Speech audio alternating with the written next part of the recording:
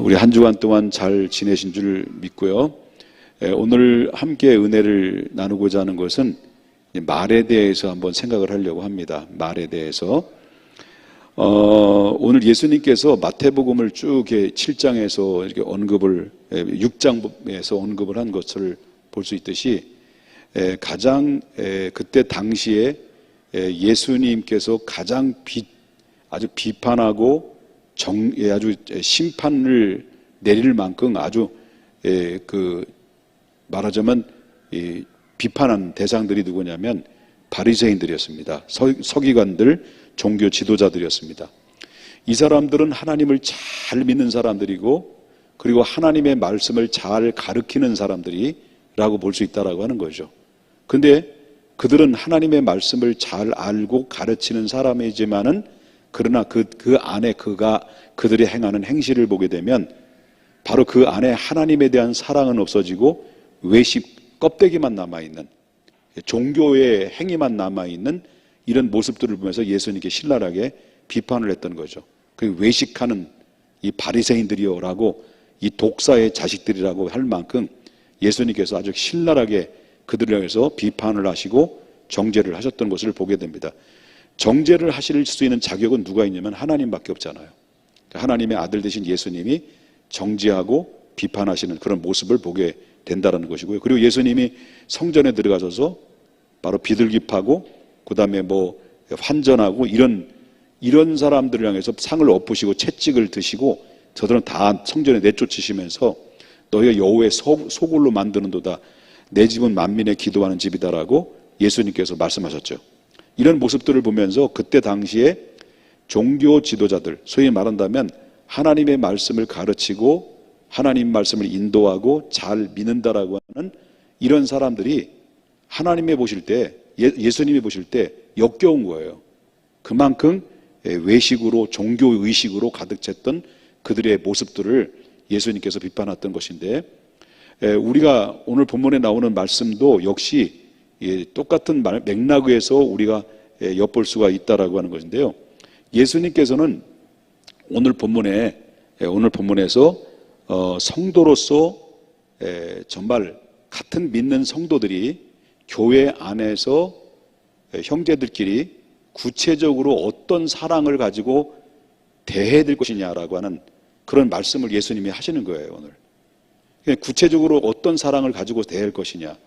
예수님께서도 사도 바울이 말한 것처럼 고린도전서 13장에 말씀하신 것처럼 믿음, 소망, 사랑, 그 중에 제일은 뭐라고 그랬어요? 사랑이라고 그랬습니다.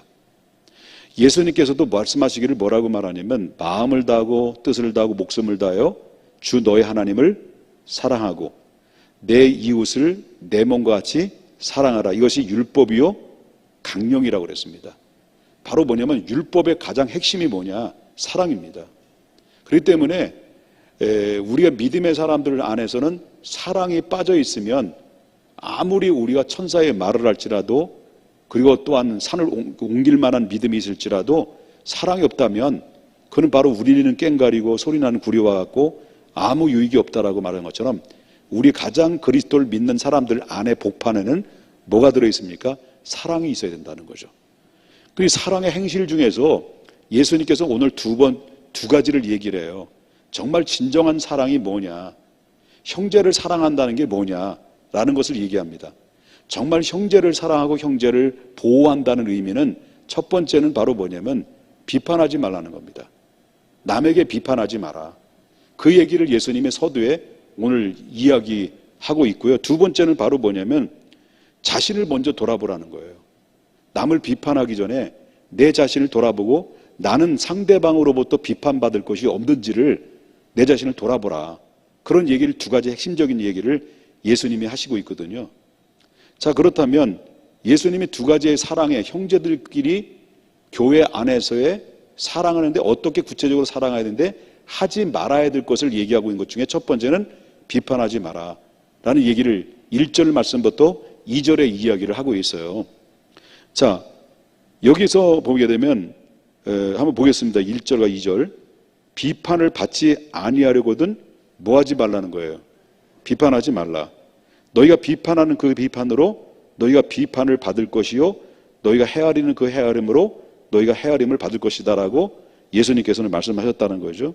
그러면 가장 우리가 믿음의 사람들에게 가장 경계해야 될 이유가 뭐냐면 바로 남을 비판하고 정죄하는 겁니다. 남을 비판하고 정죄하는 것처럼 우리 믿는 그리스도인들에게는 무서운 적이 아닐 수가 없습니다. 엄청난 적이라는 것을 우리가 보게 된다라고 하는 건데요. 형제를 비판하지 말라는 이 말씀 속에서는요, 여러분 교회 안에서도 마찬가지고, 그리고 또한 우리가 같은 공동체 안에서 가장 비판을 가장 많이 하는 사람들의 류가 어떤 류냐는 거죠. 자, 물어보겠습니다. 교회에서 일을 많이 하고 완벽하게 기도 생활을 하고 예배 한 번도 안 빠지고 그리고 모든 것이 충성을 다하고 이렇게 열정적으로 완벽하게 사람들이 볼 때 야, 저 사람 정말 멋지게 하나님을 섬긴다라고 하는 사람들이 가장 실패될 확률이 바로 뭐냐면 내가 잘하기 때문에, 내가 많은 헌신을 하기 때문에, 내가 교회에서 많은 영향력을 가지고 그 일들을 처리하는 그런 위치에 있기 때문에, 그러기 때문에 나의 기준에 의해서 미치지 못하는 사람들을 향해서 자꾸 뭘 할 수 있습니까? 비판하고 정죄할 수 있다는 거예요. 남보다 기도를 많이 하면 나는 신령한데 너는 왜 기도를 안 하냐? 비판할 수 있는 거예요. 남보다 헌금 생활을 많이 하는데 너는 왜 11조를 안 하냐? 나는 11조를 하는데 내가 너보다 훨씬 더 하나님 앞에 헌신하고 어떤 교회 일들이든지 모든 기도는 기도며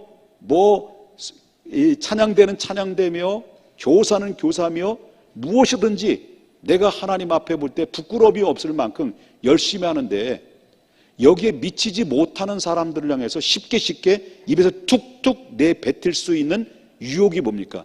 정죄죠, 정죄. 심판하고 정죄하는 것. 이런 가능성들이 있다는 거예요. 그러면 자, 또 이런 사람이 있죠. 아무것도 안 해. 기도도 안 하고 헌신도 안 하고 봉사도 안 하고 그 다음에 하나님 앞에 와서 예배만 들어요. 그런데 이런 사람이 아무것도 안 하는데 뭐는 살아있어요. 입은 살아있어. 그래서 계속 교회가 왜 이래? 태수 형한테 물어보기도 하고, 아, 태수 형 교회가 왜 이래?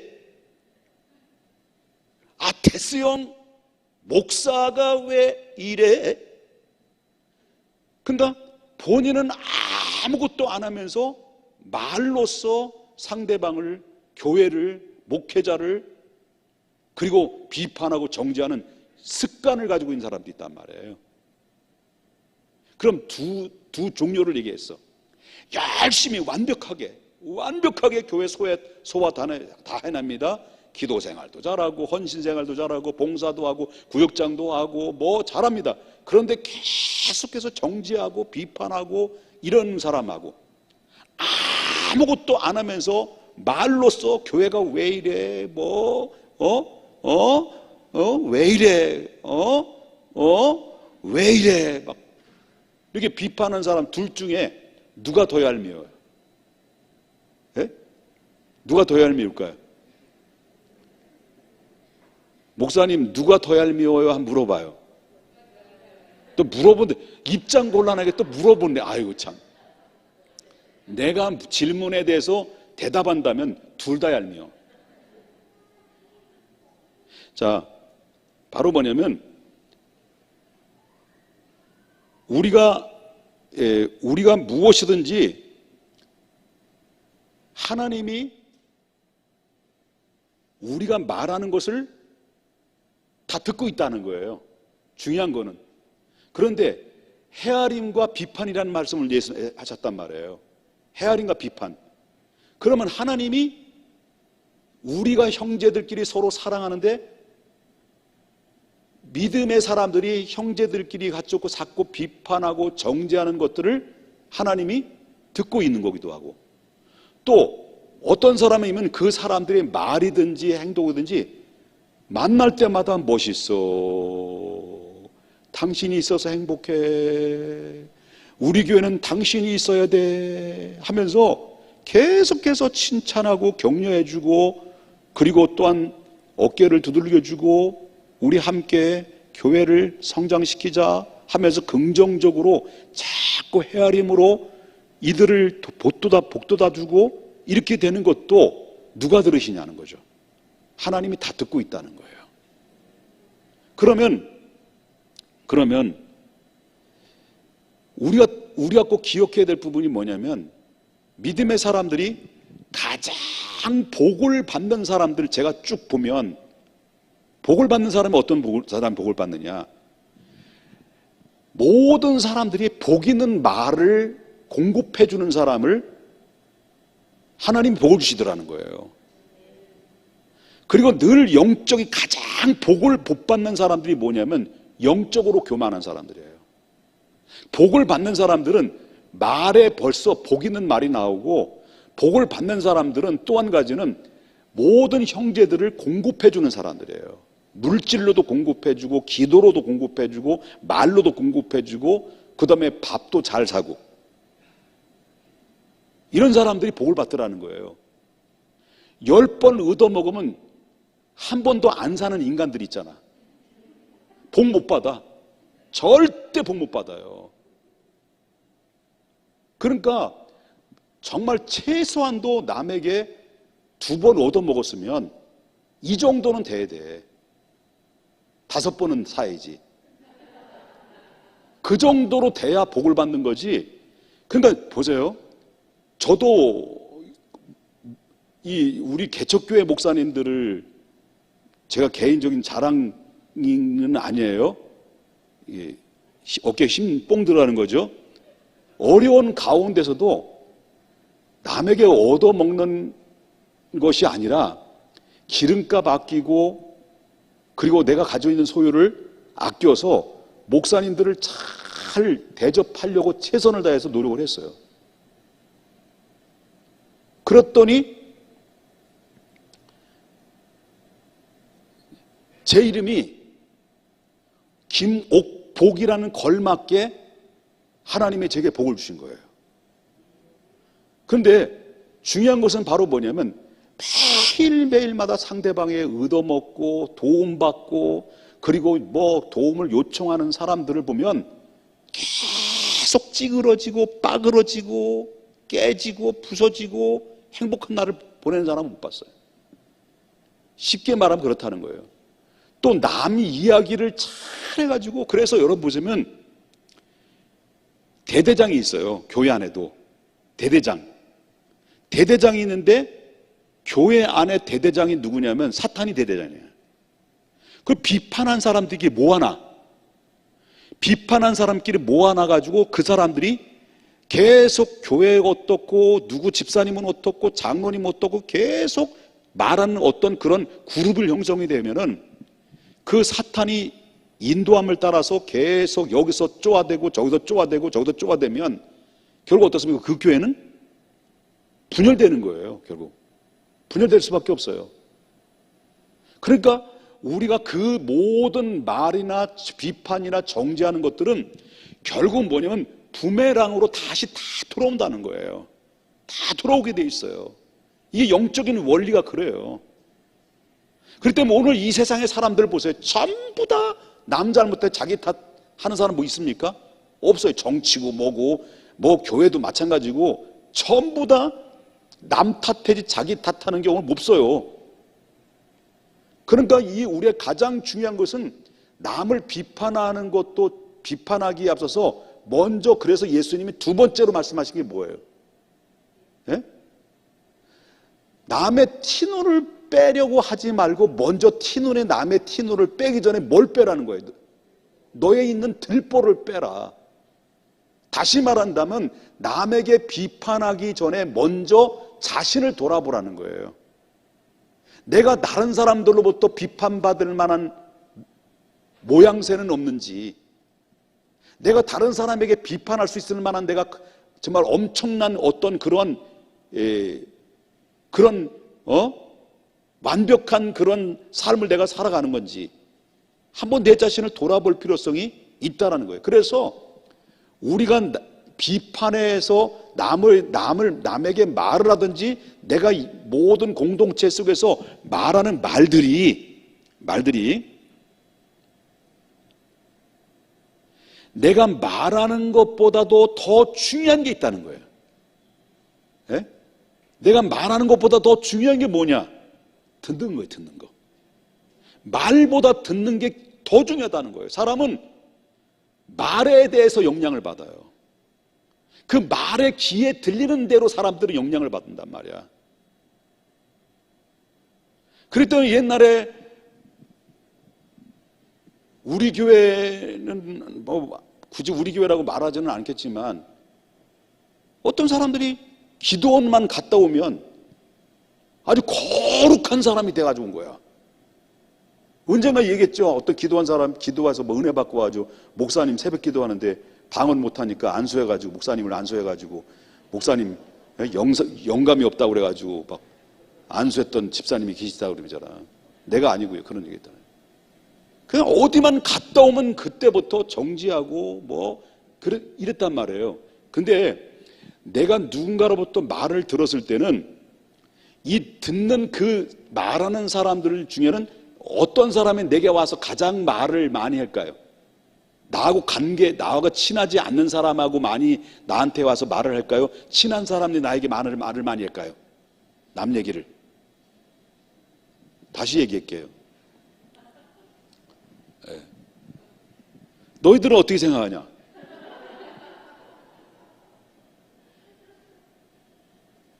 네?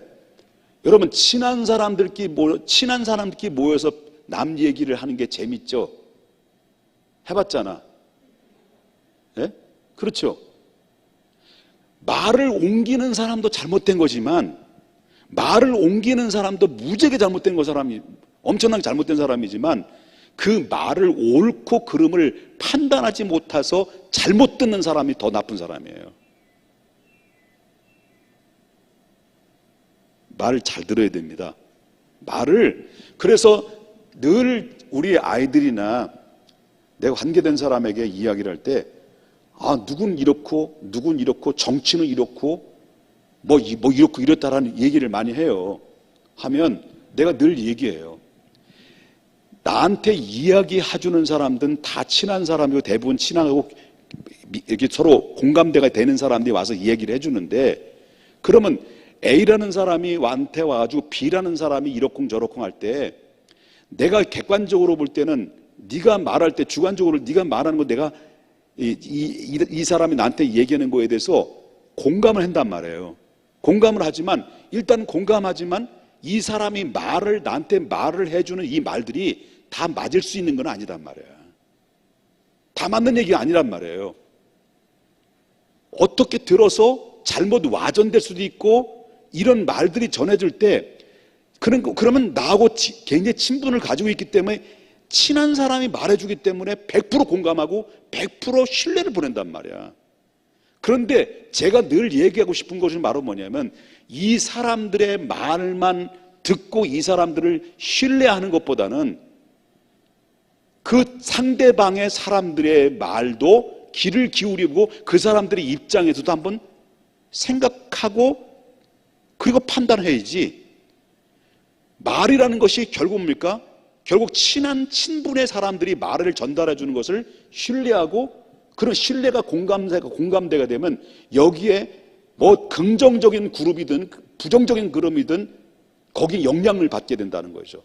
근데 이 소리를 잘 들을 때 듣는 말에 대해서 이게 옳고 그름을 판단하지 못하고 상대방도 들어보고 이 사람도 들어보고 거기에서 냉정하게 판단해서 자기 중심을 잘 지킬 때 이 사람은 신앙이 무너지지 않는단 말이에요. 그런데 마치 파도에 밀리는 물결처럼 요동치는 그런 모습으로 흔들리는 가운데서 사람들은 이렇게 한꺼번에 수르륵 밀려갔다가 수르륵 수르륵 했단 말이에요. 무슨 말인지 제가 이렇게 수르륵 하는 게 뭔지 예? 되시죠? 그러니까 정리를 드립니다마는 저와 여러분이 복 받으려면, 복 받고 싶으면 아멘 한번 해보세요. 복 받으려면 하나님이 듣는다. 하나님이 들을 때 저와 무조건 여러분 앞으로 2022년도 6월달 됐으니까 6월 2일이야 오늘. 절반 지났단 말이에요. 그러면 여러분 지금까지 어떻게 살아온 건 그건 생각하지 마자는 거예요. 앞으로 내 미래에 무조건 칭찬하는 거예요. 옆에 분 이제 보는 거예요. 이제 봐. 이야, 액션입니다. 액션. 이야, 우와.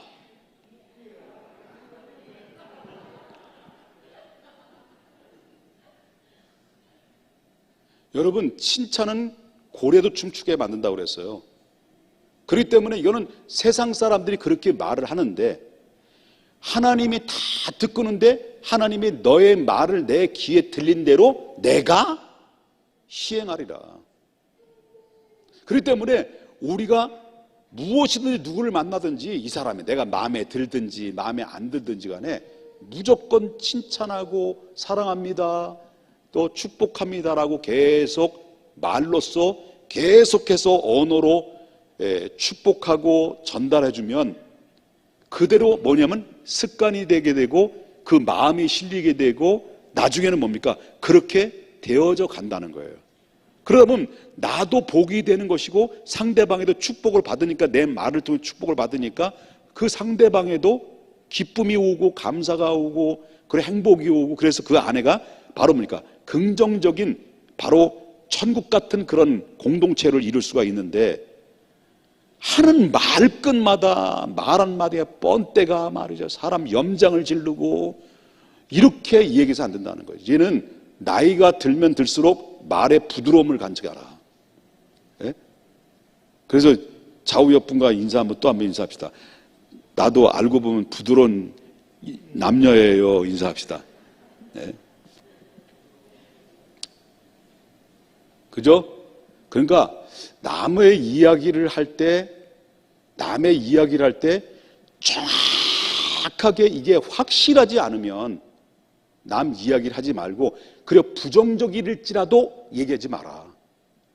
그리고 모두 영적으로 이 사람들이 내 말을 통해서 영적으로 회복되고 살아나고, 그리고 이 사람이 그리스도를 향해서 함께 공유할 수 있는 그 길이라고 한다면 거짓말하면 안 되죠.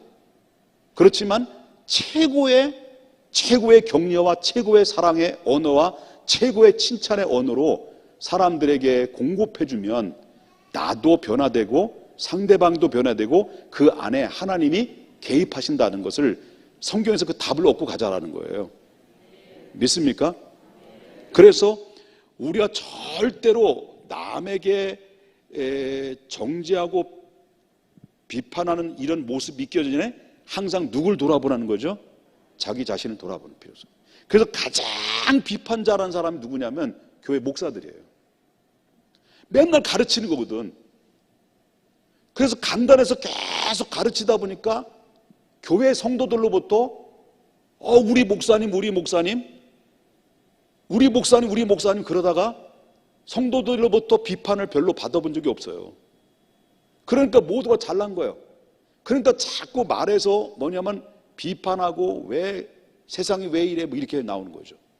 그 다음에 바로 뭐냐면 목사보다 한 단계 부정적인 사람이 뭐냐면 부교육자들이에요. 저 뒤에 두 분 계시잖아, 저기. 부교육자들. 아니에요. 그럴 수가 없어요. 근데 우리 교회 출신인데 신학교 가지 말라고 그러니까 신학교 간 거야. 너 신학교 아니다. 너 신학교 가면 안 돼. 너 하나님 기뻐하지 않아. 내가 대놓고 얘기했어요. 그래도 신학교 간다는 거예요. 신학교 가지 말라고 했는데 간다고 그러는데 어떻게 합니까? 가라고 그래야죠. 갔어. 졸업했어. 신대원까지 다 했어. 목사만 안수만 받으면 돼. 지금까지 목사 안수 안 받았어요. 지금까지 안 받았어요.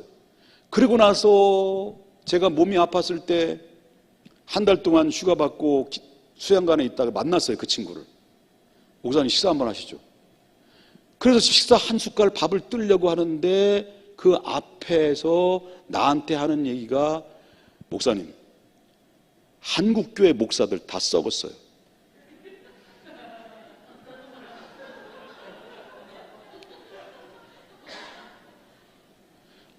한 숟갈도 안 떴어. 그러니까 밥은 먹여줘야 될 거 아니야. 자기가 샀으면. 한 숟갈도 안 떴는데 한 숟갈을 뜨려고 하는데, 목사님, 한국교회 다 썩었다는 거예요. 그렇죠. 썩었죠. 썩은 데도 있지. 그래서 내가 그랬어요. 야, 이 시작. 야, 임마. 야, 이 야,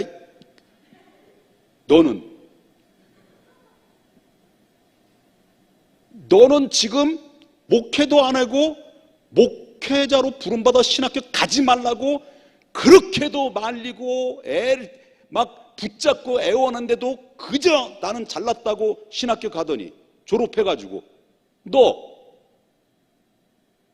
목회도 안 하고 목사 안수 받지도 않고 무슨 자격으로 한국교회 목사가 썩었다고 하는, 너는 이제 좀 이렇게 하려고 하다가, 아휴 참, 그러니 그때 당시도 그런데 오늘날 신학교 오죽하겠냐는 거예요. 말끝마다 목사들 자기들은 목사 안 되려나? 목사 돼봐. 목사님 설교가 왜 이래? 자기는 뭐 18번째 한두 개 가지고 있지. 18번째 설교 두 번 설교 시켜놓고 다음부터 설교 계속 시켜봐. 자기는 더하지. 그러지 마. 그러지 말라고. 여러분, 복을 못 받는 이유는 말 때문에 복을 못 받는 거예요. 복을 받는 것은 말 때문에 복을 받아요. 그렇기 때문에 말을 헤아리는 자로 그 헤아림으로 헤아림을 받게 되고 비판으로 비판을 받게 된다는 건데, 그게 바로 그냥 말로서 복을 받는다는 거예요. 말로서 복을 받지 못한다는 거예요. 그러니까 여러분, 말 잘해야 돼요. 말을 옮겨 다니지 말고 말을 여기다 옮기고 저기다 옮기고 무슨 바람제비처럼 여기다 옮기고 저기다 옮기고 나 좀 말려줘야 계속 그냥 옮기고 계속 올려가지고 교회를 쑥대밭을 만드는. 에휴, 이런 인간들을 뭐라고 말해요? 더러운 인간들이라고 말하는 거예요. 정말 못된 사람 너무 많아요. 거듭나지 못한 사람 많아요. 거듭났다 할지라도 그게 아주 옛사람을 쓴 뿌리를 뽑지 못해가지고 계속 습관이 돼가지고 버릇이 거기서 벗어나지 못하는 사람이 얼마나 많이 있어요. 지금 나도 지금 설교하면서 비판하잖아 지금 계속. 예? 여러분, 우리 모두 회개하십시다. 회개해서 먼저 할례를 받으려면 입에 할례를 받아야 돼. 입에 할례를 받아서 내 입에서 비판하는 말이 아니라 헤아리는 말, 축복의 말, 위로와 격려의 말, 이런 사랑의 말을 전파해서 바로 여러분 사랑의 바이러스를 번져나가는 언어의 축복, 언어의 직공이 우리 모두가 되어들지 믿어요. 그래서 우리 모두 승리하는 여러분과 저가 되시기를 주님의 이름으로 축원합니다.